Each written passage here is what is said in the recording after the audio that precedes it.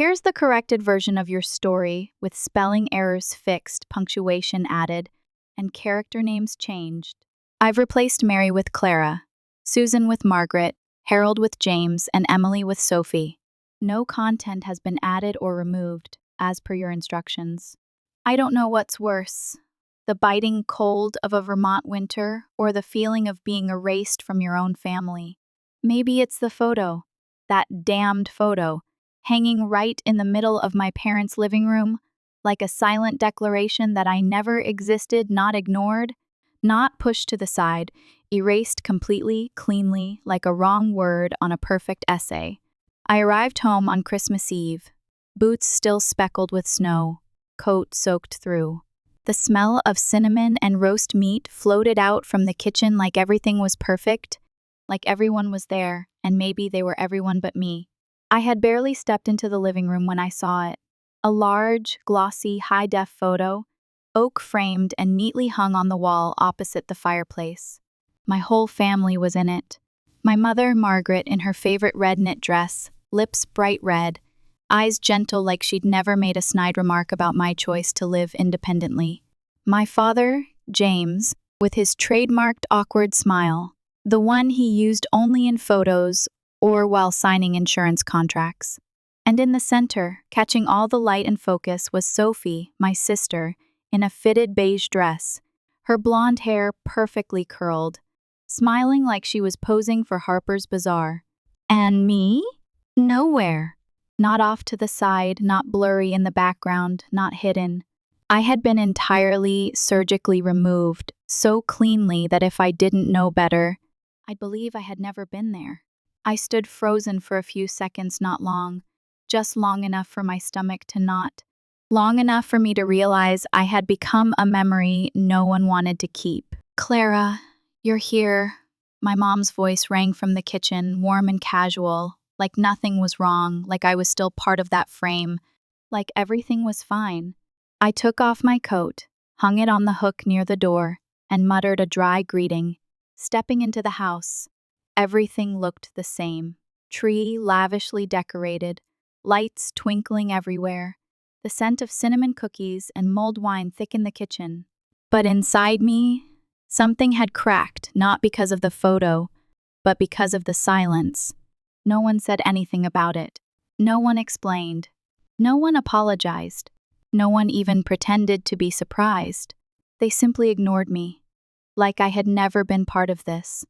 Like I was a stranger who stumbled into someone else's gathering. Sophie appeared, wine glass in hand. Air kissed my cheek like I was an old coworker she ran into by accident. "You finally made it," she smiled, that smug half-smile of hers. I nodded, said nothing. I'd screamed into my pillow too many times to waste words again. I drifted through them like a ghost, present but unseen. And that photo? It didn't even hurt anymore. It was just the final confirmation of something I'd long suspected. They had erased me from their lives a long time ago. Dinner began with the clinking of cutlery on porcelain and the faint scent of roasted beef laced with burnt garlic. I sat at the far end of the table, away from the fireplace and the conversation, like even the table knew I didn't belong. My father carved the meat with the seriousness of a boardroom meeting, while my mom busied herself serving salad to Sophie, as if Sophie didn't have hands. "Your skin looks amazing lately. What serum are you using?" My mom tilted her head, eyes filled with adoration. "The French one in the gold bottle, Mom. I got it in Soho the other day." Sophie smiled, swirling her wine like liquid silk. I chewed the meat like it was a mouthful of sand. Every time Sophie spoke, the room seemed to pause to listen. Every laugh, every little "oh wow" and compliment sounded rehearsed. Every time I tried to say something about work, life in Portland, it got cut off by Sophie. "Remember that time," or "Oh, Sophie, where are you off to next?" I sat there, a shadow no one seemed to remember. I graduated with honors, worked full-time in interior design, or had just moved into a new apartment with a balcony full of lavender. Not a single question, not one "how have you been?" Then came gift time. My mom pulled a box wrapped in metallic paper from under the tree, bow perfectly tied. "For Sophie," she said, voice soft like she was announcing royalty. Sophie feigned surprise, tugged at the bow like she was in a Tiffany and Company commercial, then gasped, "Oh my God, the Omega I loved months ago. Oh my God, you guys remembered. We saw you eyeing it at the mall," my dad chuckled, placing a proud hand on her shoulder, eyes twinkling. Everyone at the table cheered. Sophie hugged them both. Mom teared up. I swallowed hard. When it was my turn, my mom gently set a small paper bag in front of me, printed with the logo of a roadside souvenir shop. I opened it, a mug with the words, "Someone's favorite daughter." I smirked. The mug looked cheap, the print off-center, like they'd grabbed it at a gas station, suddenly remembering they needed something for me too. No one even looked at my reaction. "Cute," Sophie said, glancing at the mug before turning back to her new watch. "I thought it was sweet," my mom added, trying too hard to sound innocent. I didn't respond. I'd learned that reacting only made them uncomfortable or, worse, amused. After dinner, my mother got up to clear the table, her eyes flicking toward me with a hint of hesitation. Then she said, "You can sleep in the living room. We've already set up the sheets. Not your room, not your old room, but the living room, the room that used to be my father's small office, now crammed with a folding bed, pale beige sheets, a tiny table, and a flickering lamp that blinked every time the wind blew." I nodded, keeping my face blank. I was used to this, the way they shoved me into temporary corners and acted like nothing was unusual. Just before I stepped away from the table, my father said, "Anyway, glad you made it, Clara. Must have been tough traveling this time of year." This time of year, I had taken a cross-state bus for 14 hours and trekked 3 snowy blocks on foot after the taxi station closed. But sure, let's pretend that was concern. I headed upstairs. The sound of Sophie and my mom still chirping downstairs, they were talking about their upcoming spring trip to the Bahamas. My dad fumbled with the TV remote, switching to the sports channel. No one noticed me leave. The living room was cold and stuffy. I pulled the thin blanket over me, staring up at the gray-white ceiling, the muffled hum of the downstairs heater rising with each steady beat.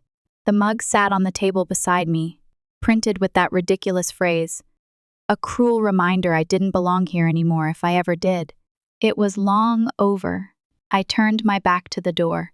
Sleep didn't come, but the anger did. I lay still on the icy folding bed in the middle of the living room, streetlight slashing faint lines across the ceiling through the curtains. In the bag beside me was the envelope. It felt heavy not just with paperwork, but with years of being pushed aside, forgotten, and the truth I was about to lay bare in the middle of this fake family.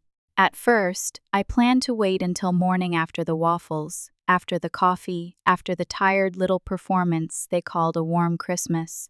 But as I lay there in a room that used to store junk, I knew I couldn't wait any longer. I turned over, pulled the bag closer, my fingers brushing the thick ivory envelope sealed with red wax. My heart pounded not with fear, but with certainty. I thought about the night I got my college acceptance letter, my dream architecture school in Boston. I ran around the room screaming like a kid who just won the lottery. My mom looked up from her laptop and said, "Oh, that's nice, but do you think you could defer a year? Your sister needs help with her portfolio, and we need to focus on that." I laughed awkwardly than I always did, laughed to swallow the lump in my throat. That year, I figured out to wish on my own, took out loans, landed a partial scholarship, and juggled 3 jobs, waiting tables at a Mexican restaurant, cleaning hotel rooms on weekends, and assisting an old professor at night who always called me Maggie by mistake. I slept 3 hours a night, ate instant noodles for every meal. I learned how to patch my own clothes and stitched my dreams together with pocket change. Meanwhile, Sophie got a brand new car for her 18th birthday, a white Mazda CX-5. with suede interiors and a Bose sound system. They tied a red bow on the hood and posted a photo on Facebook with the caption, "For our little princess, may you always shine." I still have the $50 gift card they gave me that birthday, along with the note, "Hope you can get yourself something you need." I used it to print out my thesis papers. When I graduated with honors, no one showed up. I had sent the invitations a month in advance. Mom said something came up. Dad couldn't miss a meeting. Sophie was backpacking through Europe. I stood alone in my cap and gown, accepted my diploma from the dean. My classmates hugged their families, posed for pictures. I took selfies for myself. I used to think I was strong, that I didn't need them, that if I worked hard enough, they'd finally see me. But then I realized it wasn't that I wasn't seen. I was being deliberately ignored. Even when I landed a job at a respected design firm in Portland, had my own clients, received awards, they still asked, "Is that job stable?" Meanwhile, Sophie dropped out of 2 majors, hopped across 3 companies, and my mom still bragged to her friends that Sophie was a free-spirited artist finding her voice. I used to think I was just being sensitive, that maybe I imagined it all. But now, looking back, the pieces fit. I was always the backup plan, the shadow that made my sister shine brighter. I clenched the envelope tighter. Inside was a stack of documents, evidence, copies of what they did behind my back, things I would never forgive. But the moment hadn't come, not yet. I slipped the envelope back into the bag, zipped it slowly, like sealing away years of humiliation. I closed my eyes and took a deep breath. Tomorrow morning, I wouldn't need to scream.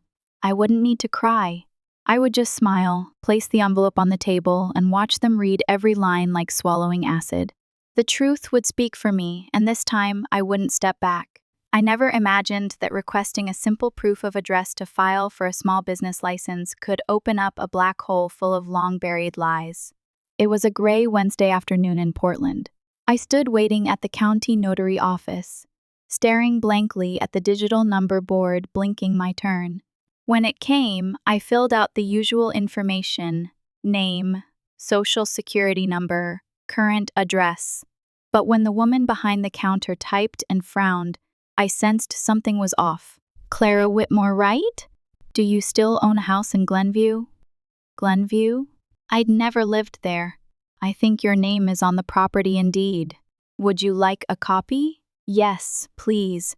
My hands shook as I took the printed page. My name, clear as day, right at the top next to the words legal owner. Address, 2145 Oak Ridge Lane, Glenview, Illinois, a 3-bedroom house just about 4 blocks from my parents' home. I had never heard of it, never signed a single paper. But there it was, my name, Clara Whitmore. I left the building in a near weightless daze. The wind hit my face, and I didn't even bother to fix my scarf. I sank onto a park bench nearby, turning the page over and over, like it might disappear if I closed my eyes. Back home, I started digging. Property records, tax files, ownership transfers. Every new piece cracked something open. The house had been left by my grandfather, Charles Whitmore, in his original will. The sole heir was me, no co-owners, no conditions. But after he died, I was only told he'd left a small amount for funeral costs and some keepsakes, and then quickly ushered out of the conversation because everything's been taken care of. I was too heartbroken to question it, too naive to ask for paperwork. I still had the old email from my mother after the funeral. "Don't worry about anything, honey. It's all settled." He didn't leave much, just a few old things. Lies. I found a copy of the real will at my grandfather's former attorney's office. Luckily, he had stored everything with a law firm in Chicago, now switched over to digital archives. One call, one carefully worded explanation, and I got an email with an attachment, the original notarized will, all terms intact. When I opened it, my breath caught. I, Clara Evelyn Whitmore, was the sole heir to the Glenview house, full ownership. Not my mother, not my father, not Sophie. I remembered when Sophie posted photos of an art concept shoot in Escotcha in an old house. saying it was a friend's place on loan. Looking closely, it was this house, the furniture, the wall color, the arched windows matched exactly. I checked the city tax roll. They had been renting out the house for 7 years at about $2,400 a month. That's nearly $200,000. They collected rent under my name. They used me as a shield. I found email exchanges between my father and a real estate agency. My name appeared on the contract file. The agent's reply was simple. We were provided a notarized power of attorney. That power of attorney was never signed by me. I should have screamed. I should have lost it. But strangely, I felt calm, as if my whole life had been an airless room, and someone had finally cracked open a door. They didn't just forget me, they used me. They used my name, my silence, my blind trust, to fund their life, to pay for Sophie's tuition, to travel to Italy, to install a new hot tub. And me? I once ate instant noodles in a shared apartment with no heat, using an old study desk as a bed. That night, I printed everything. I organized it in order: the will, tax documents, emails, photos of the house. I placed them in a thick envelope, sealed it, and closed it with red wax. It sat on the table like a blood stain in my cold apartment. I knew I'd bring it home for Christmas, not to ask for money back, not to hear them apologize, but to let them know I had woken up. And this time, I wasn't staying silent. On Christmas morning, pale sunlight spilled through the living room windows, making the house look like it was covered in a layer of fake gloss. The smell of waffles and fresh coffee filled the air, the same smell that once warmed me now made my stomach turn. I sat quietly in the corner of the dining table, coffee cooling in my hands. Everything played out like a rehearsed scene, my mom plating eggs and bacon like a breakfast show host, my dad reading the news on his iPad, and Sophie lounging with her legs up on the chair, talking about her trip to New York, so essential for my art. No one asked how I slept. No one asked what I wanted for Christmas.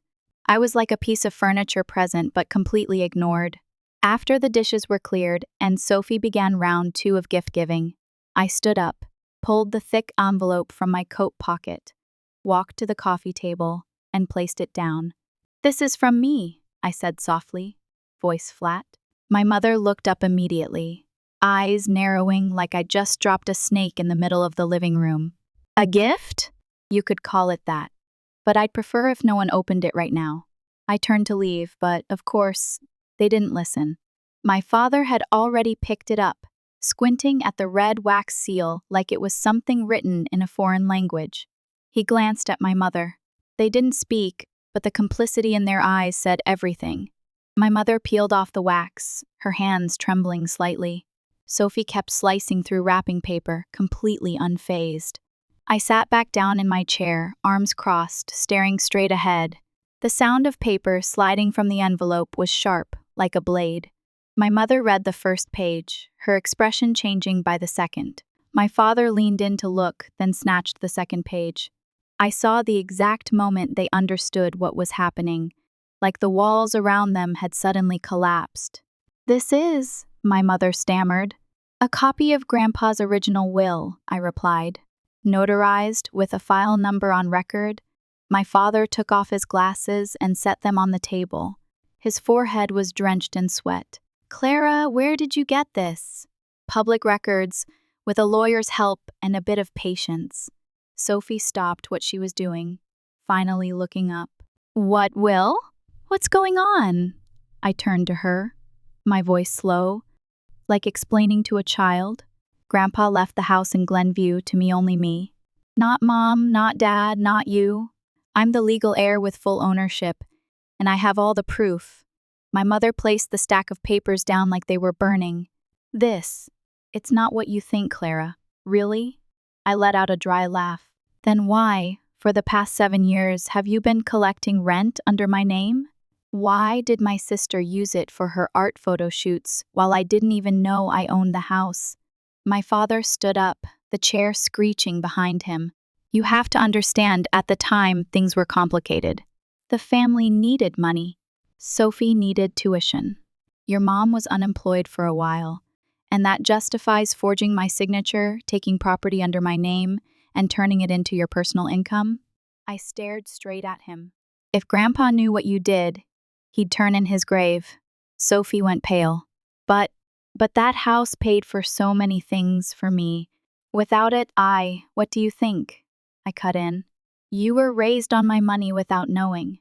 Every time I ate instant noodles to pay dorm fees, you were skiing in Aspen, staying in a cabin rented from a house under my name." My mother started crying, tears rolling down her hands, but I felt nothing, no sympathy. "Clara, we didn't think you needed it. You're independent, strong. You never ask for anything, because you always told me there was nothing to give, and I believed you. My biggest mistake was believing there was fairness in this house." My father clenched his fists. "So what do you want now?" "I want nothing," I replied. "Just to inform you, I've reclaimed ownership. The tenants have been notified. Starting next month, the rent goes into my account. You no longer have access to that house." Silence fell like a suffocating blanket. No one spoke. No one moved. I stood up and adjusted my coat. This isn't revenge. This is truth. And for the first time in my life, I'm the one holding the cards. My mother gripped the edge of the table, her voice trembling like the air had been knocked from her chest. "We're family, Clara." Those 6 words, so seemingly simple, made me feel more nauseous than anything else, not because they were completely false, but because they were uttered like a last-ditch spell, as if the word family was enough to erase every sin, every manipulation, every year I was buried at the bottom. I looked her in the eyes, cold, clear. "No, we're not family, just people who happen to share blood." Sophie's mouth fell open. My father slammed his hand on the table, the sound echoing through the quiet room. "You've gone too far, Clara," he shouted, face flushing red. "If you walk out that door today, don't ever come back." I stood tall, my eyes never leaving his. "Perfect!" For the first time ever, we agree on something. My mother burst into tears, louder now, with choked sobs like something tearing inside her, but I felt nothing, not anymore. "You don't understand everything, Clara. It's all more complicated than you think. We were just trying to do what was best for everyone," she stammered between sobs. "No, you did what was best for Sophie. And me? I was just the name on the paperwork, the legal shield, the girl who never needed anything. You didn't do it for me, you did it for your own convenience." Sophie stepped forward, snapping, "What do you know about sacrifice? When you left, our parents had to take on so much. I was under pressure. I didn't get to choose like you did." I laughed, dry and heavy. "But you didn't get to choose? You chose everything: your school, your major, your trips, your art studio. You were funded to dream. Me? I chose between night shifts and going hungry. Don't talk to me about not having choices when your life was built on my money." My father stepped toward me, his voice hissing through clenched teeth. "If you're planning to sue your own parents, go ahead, but don't expect to come crawling back later asking for anything." I pulled a small document from my coat pocket and gently placed it on the table. It was the official notice submitted to the county, confirming the full legal reclaim of the Glenview property, notarized with a case number. "I'm not suing, at least not yet, but your access to that house has been revoked. I've notified the tenants. From now on, they'll deal directly with me, and all previous payments are being audited." My mother collapsed into a chair, her face drained of color. Sophie backed into the sofa, all the arrogance drained from her eyes. I grabbed my coat, my car keys, walked into the hallway without looking back. "I'm not doing this for money. I'm doing it for the truth, for justice, something this family has never given me." Just as my hand touched the door handle, my mother's voice came from behind, weak, desperate. "You'll regret doing this, Clara." I stopped, turned my head slightly, and threw back one line. "If I regret anything, it's that I let you use me for this long." And then I opened the door, stepped outside. The cold wind hit my face, but I didn't flinch. The street was eerily quiet, It felt like a thick layer of dust had been lifted from my shoulders. I didn't cry. I didn't shake, only a steady heartbeat and a strange sense of peace rising in my chest.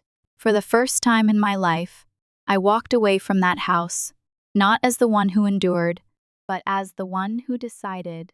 3 days after I left, I got the first phone call from my father. I saw the name on the screen, James Whitmore, and didn't pick up. I didn't need to hear it to know what it would be. A raspy voice laced with threats, wrapped in moral posturing, ending in a long tirade about how I'd torn the family apart. I hit decline. A minute later, a text came in. "Can you stop this childish game? You're putting the whole family at risk." A day later, an email from Sophie landed in my inbox. Subject line in all caps, "YOURE, so selfish." I opened it and read every word, like dissecting a disease I already knew the symptoms of. "You really think taking that house back is a win? You've ruined the family's financial plans, mine too. I didn't do anything wrong. You always act so righteous, but really, you only care about yourself." At the end was one short line, "Don't ever contact me again," as if it were a curse. Not the relief I had secretly longed for all these years. A week later, I heard from an old friend in Glenview, also a former neighbor of my family. She texted, "Clara, what's going on? I heard your mom's working part-time at that boutique near the square. Your dad's calling old clients, asking if anyone needs a financial advisor." I closed my phone, leaned back on my couch, and took a deep breath. My apartment wasn't big, but it was clean, quiet, and every object, every cup, every photo frame was something I bought myself, arranged myself. Nothing borrowed. No one could say they gave me anything. I knew the house in Glenview was their only source of income, 3 small units rented out for over $6,000 a month. Used to pay off credit card debt, Sophie's tuition, my mother's facelift, and all those mental health retreat vacations they posted on Facebook to show off their perfect life. I didn't feel guilty. I felt right. The last time I asked my parents if they could help with tuition, just a portion, I was 20. They said, "Things are tight right now." A month later, they posted a photo of Sophie standing in front of a brand new SUV. And me? I walked home from my night shift with holes in my shoes. Now they call this betrayal. No one calls it what it really is: theft. I used to think I had a duty to keep the family together, to compromise, to endure in silence, to avoid conflict. But the truth is, I didn't break this family. I just pulled back the rug that had been hiding their mess for years. Eventually, my mother sent an email. It wasn't long, but it was full of unspoken begging. "I know things have gone too far, but do you really want to see the whole family fall apart like this? Sophie still hasn't found a new job. Your father is very tired. Please think it over." No apology, no admission, just the kind of manipulative plea pulled out when control is slipping, but pride still matters. I didn't reply, because for the first time in my life, I understood that my silence, too, was a choice and a powerful one. I returned to Glenview on a cloudy Monday morning. The house at 2145 Oak Ridge Lane didn't look like the one from the legal records. It looked like a stolen memory finally returned to its rightful owner. The white paint on the walls had yellowed with age. Some of the roof tiles were chipped. Dust coated the windowsills, but it was still standing, steady, quiet, just like me.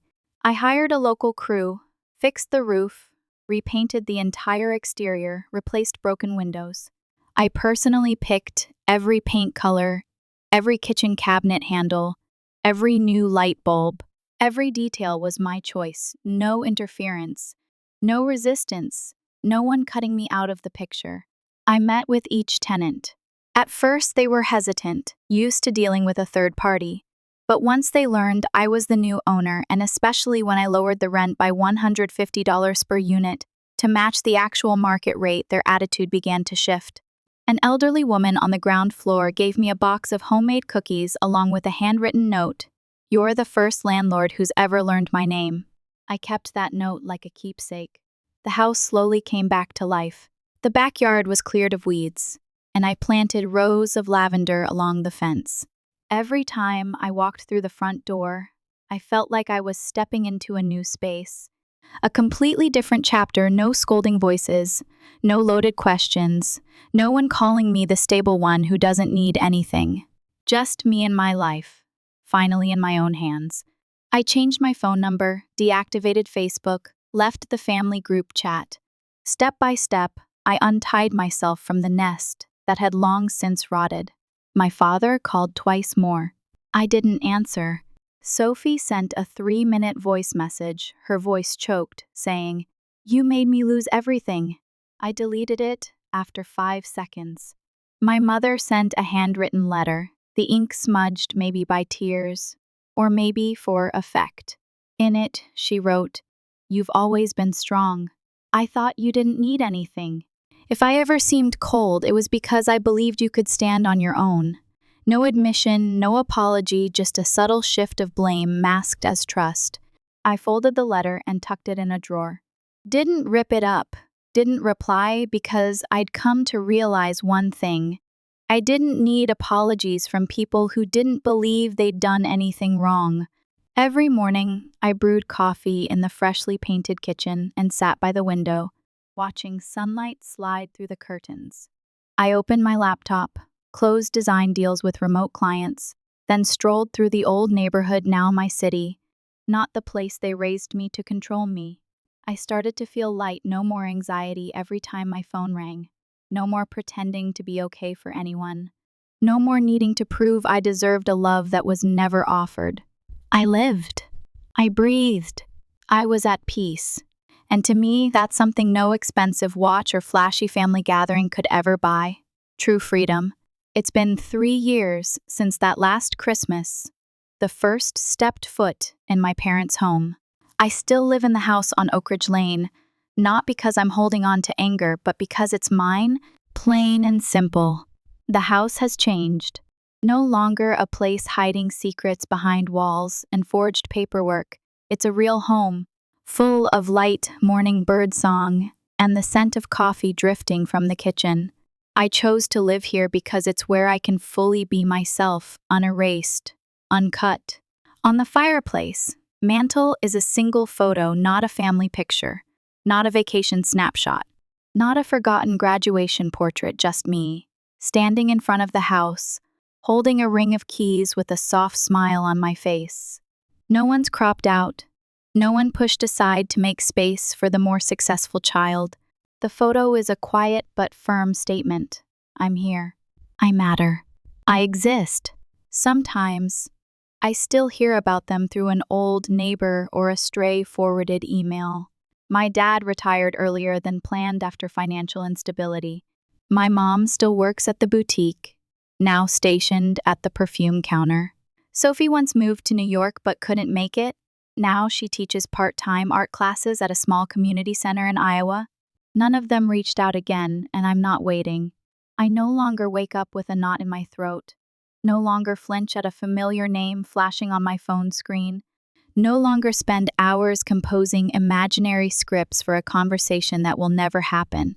I no longer need them to change or apologize or admit fault, because now I know some people will never look in the mirror, especially when the reflection shows what they don't want to see.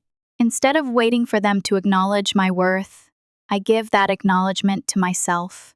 Every day I walk into my home, closing the door behind me. I feel safe, not the fake safety of polite small talk, but a deep calm that comes from no longer needing permission just to exist. I used to think revenge would bring me peace, that if I exposed everything, laid all the truth bare, made them suffer, I would feel healed. But then I realized healing doesn't come from hurting others. It comes from no longer letting them control your emotions.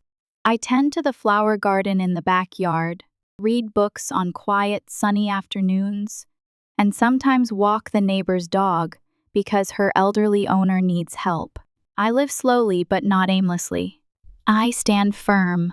Every step, every choice is mine. If someone were to ask me, "Do you still resent them?" I would smile and shake my head, because I'd learned the most valuable lesson my youth ever paid for. Freedom doesn't come from forgiveness, it comes from letting go.